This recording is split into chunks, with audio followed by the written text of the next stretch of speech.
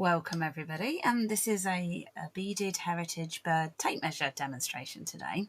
So it's a brief demonstration to show you the principles of the project, and it's nice to see it live, to see all the beautiful birds, British birds that have been created around this tape measure.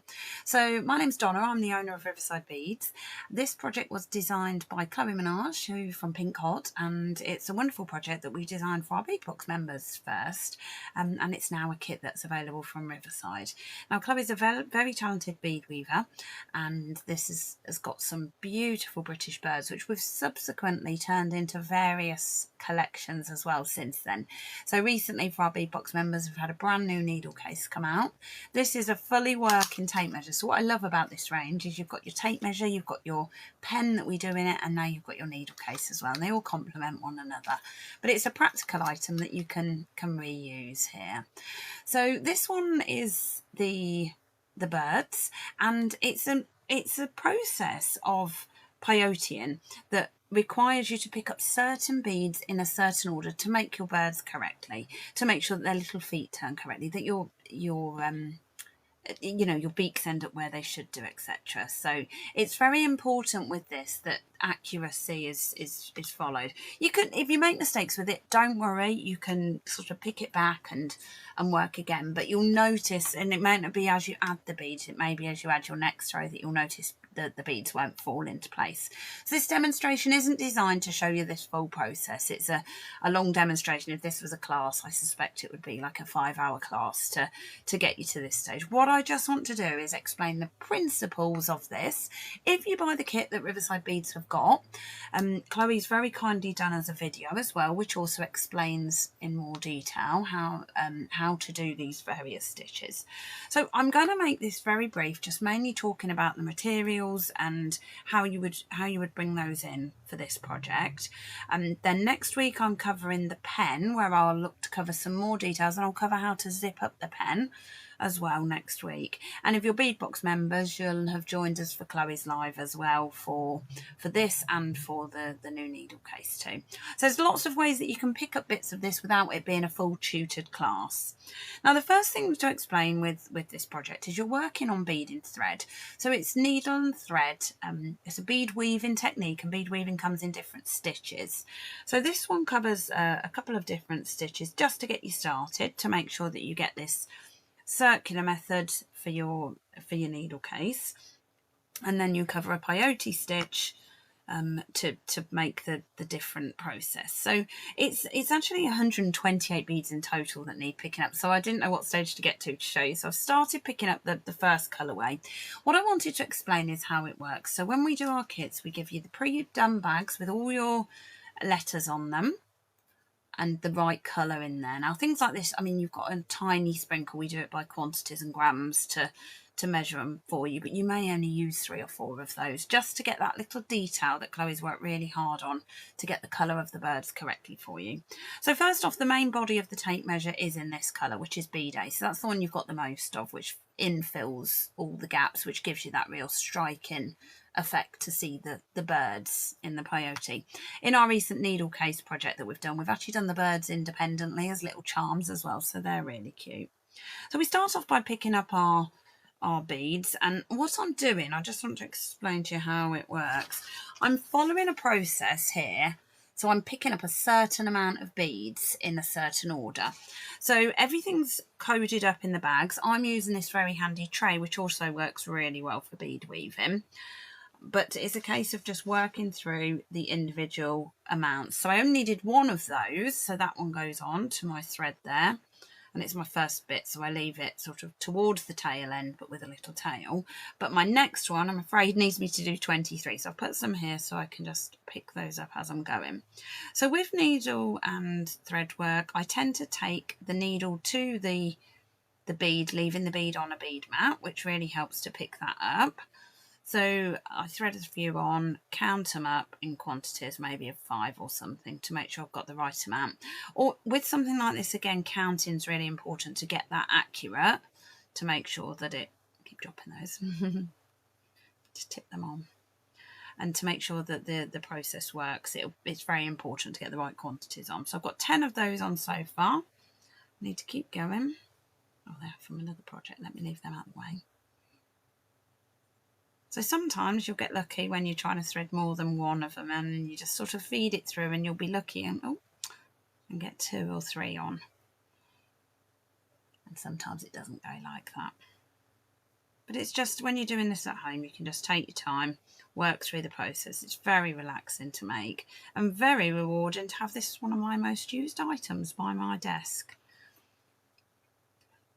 That's 15. Got 18 so far. 19, 20, and just 3 more of this one. What I'm not doing in this demonstration is talking you through each step, because it really would be a long video.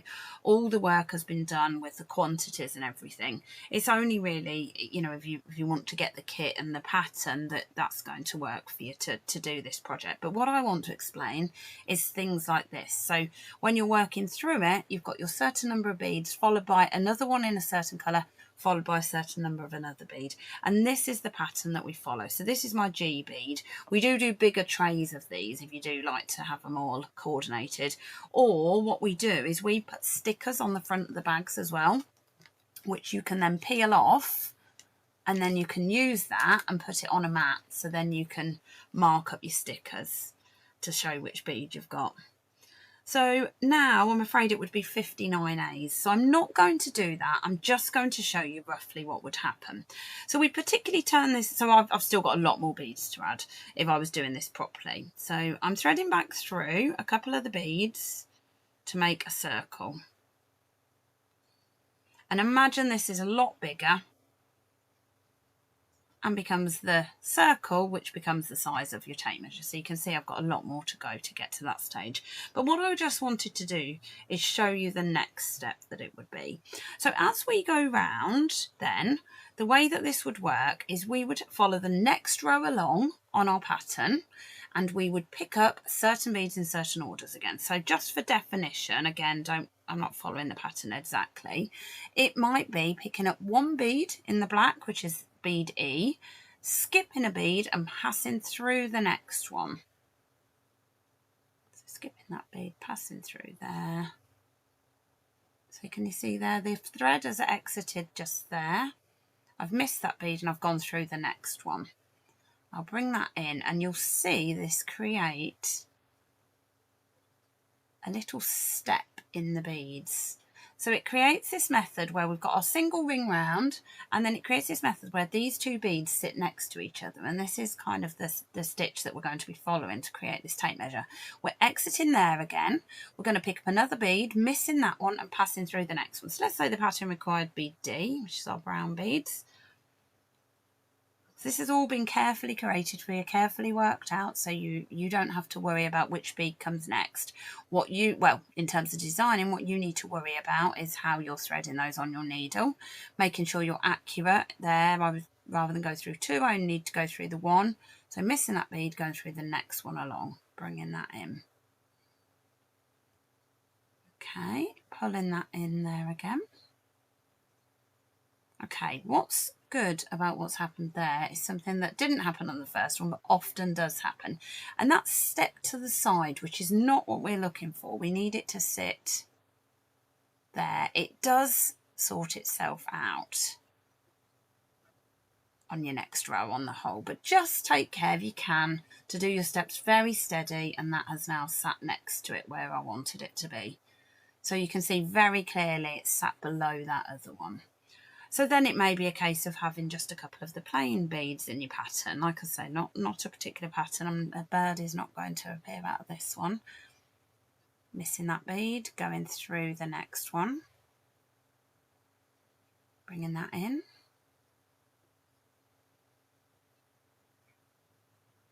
And again, sometimes it'll just sit. Sometimes it needs a little pull that way. And sometimes it'll need you to reposition it with the needle like I did or something. And like I say, it will work itself out if not on the next row, but I find just visually, especially on this first row, I want it to sit how it's going to sit, so there's no confusion on it. So you can see that very brick-like effect where it goes up and down, and this is how it starts to form. But what you also need to think about as you're doing this is that this is going to sit this way. So it's going to sit downwards because that's going to then become the pattern that sits flat around your tape measure. So because they're all sitting really, really nicely, that helps that to sit like that. And you would continue around in that vein to go picking up your beads. So missing your bead there. Let's pick up a red one just for definition to show that. Missing a bead, going through the next one. So this is creating round to create that circular stitch we're going to need on like so. So this pattern will continue in this way. It will tell you to pick up a certain number of beads, working round. So we would be starting, you know, around the top row. We would be working our way round. These are all Delica beads. Delica beads are a very uniform bead for these stitches. And we would work round and it would be so many of your A bead, which is your bulk colour. And then you'll get to here and it will want you to pick up the E bead, which is a black one, ready for the top of the head. But then the next bead along will be back to your A beads. So we'll continue again, it'll have a certain amount of those. And then you can see we would come to the row and we would have the top of the kingfisher's head there. So then we would have our G bead, which would be our little blue one. And that's how you'll pick them up. That's how it will work and how you'll step down to the stitches and how the pattern will form to create this. You're working in rows then. So you're working round in rows, going up and down, to add the right number of beads on. Obviously, when you get to this area, imagine it's going straight across because that's how the rows work. So these rows here, you can see there's going to be a lot more colour beads before we get to a gap where there'll be another, say, 8 beads or something in the plain. Then there'll be another stash of colours that will bring in that next little bird, bring him round, and then you'll have the belly of that one. So that's how this pattern will work, and then it will slowly decrease in the coloured ones to bring it down to the feet, adding the little detail on. And this is a perfectly made sample. I think this was one of Chloe's ones that she did. And then you bring it in. So what happens is you create a flat band. So we continue going up and down like this. It's working down this way. So you're working round, as I've shown you on there, but it continues to work down. So it becomes the width of the tape measure down that way. So then when it's the correct width, which you'll follow in the pattern, will guide you, we have a very comprehensive booklet that has very clear step-by-steps with each row covered. Any key steps that are important for you to cover as well, that gets covered. It's worth having a little sticky note or a marker or something. When we sent this out, we actually sent Post-it notes out. Just a simple thing, but we put a Post-it note in each of the kits so that you could work your rows. So when you work through your rows, it will be a certain number of beads added in a certain way. You can put a little mark next to that one to know that you've done it, and you can move down to your next row. And then that keeps you on track as to where you are. This little chart down here is also very useful because what this does is you can work and check at any given point that you've got the right beads on. So you can check between the combination of looking at the image that you've got, the chart and the words, depending what works for you. I find when we teach this, lots of people work in different ways, and you can make sure that everything is working. And you'll know if something isn't quite flowing, you've missed a leg on one of your little birdies or something. Sometimes it's not the end of the world and you can bypass it, but if you like to get things like this very particular, you can do. There's a slightly more complex process around here, just in terms of leaving that gap to cover that. So that's covered as a separate point as well for you. So you can, obviously you want that thing to go in and out with a tape measure. Now also as an additional set of instructions within here, so here we've got on a different colour tape measure, which looks lovely as well. The other thing that's covered as additional pattern in here, just as a bonus really, that's our lovely Chloe who designed the project. And then this here is a decorative top onto the tape measure. So that is covered just in addition if you want to bring that in on top of the, not on the top where the button is necessarily, on the bottom of it. I think you can do both. There's other ones Chloe's done that are there. But that's our cute little range with the pens and the charms and things as well. So it's a brief demonstration today just to show you some of the basic principles of this. I'm doing this live on our Facebook page. I can't see any questions live, but do ask them either here on Facebook or if you're watching this on YouTube. It is designed just to be a basic demonstration. It works in conjunction with the kit, which also works in conjunction with another video that we've done and Chloe's done to show you more of the details. And then between us, if you've got any questions, we can help you out with that. It's a really lovely project to work with. If you've enjoyed either the current bead box that we've done for our members, or you're interested in doing this, or you're experienced with peyote and you fancy trying something different, this is a really practical project because you've got something that's very usable from it with a tape measure as well. So I do hope that's shown you some of the basics of what you need to see. I've just popped another bead in just visually so you can see what's going on as I keep going round. And reminds me I must pick up my bead weaving again. Once I've finished a project, it's lovely to have another one on the go to practice. These things are very therapeutic. You can do a few rows at a time, as long as you're clear about where, you know, I just need to get that, sorry. I'm not showing this very well to you. There we go. So long as you're clear where you stop, you can just do a few rows, put your post-it notes so you're clear that it's where it is. What I'm finding with this, just the way my tension is, if I just pull slightly that way, that's pulling those in place for me, which is what I'm looking for, to keep that nice and tight. And I'm getting that step as opposed to the first start, which was the circular bit there. I do hope that's shown you a few basic principles. Riverside Beads have a full range of kits, and this is one of them. If you're watching this live, the kit's on special offer at the moment.